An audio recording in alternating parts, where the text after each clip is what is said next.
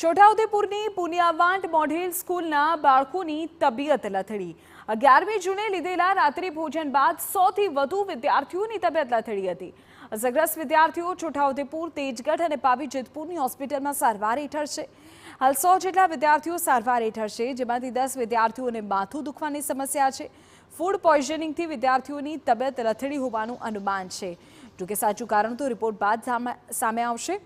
વડોદરાથી ડોક્ટરની ટીમ પણ બાળકોની સારવાર માટે અને તપાસ માટે છોટાઉદેપુર પહોંચી હતી।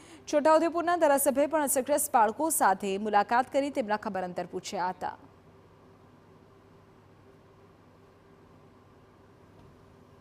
અત્યારે મને વિદ્યાર્થીઓએ જણાવ્યું કે અમને જમ્યા પછી આવું થયું છે, એટલે કે ફૂડ પોઈઝનિંગ હોય એવું લાગે।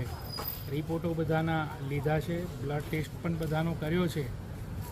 અત્યારે અહીંયા લગભગ 45થી 50 જેટલા વિદ્યાર્થીનીઓ દાખલ છે। તેમાંથી લગભગ 7થી 8 જેટલા વિદ્યાર્થીઓને માથું દુખવાના અને પેટમાં દુખાવાનું હજુ પણ ફરિયાદ છે। એટલે બરોડાથી આરડીડી મેડમે પણ મુલાકાત લીધી છે।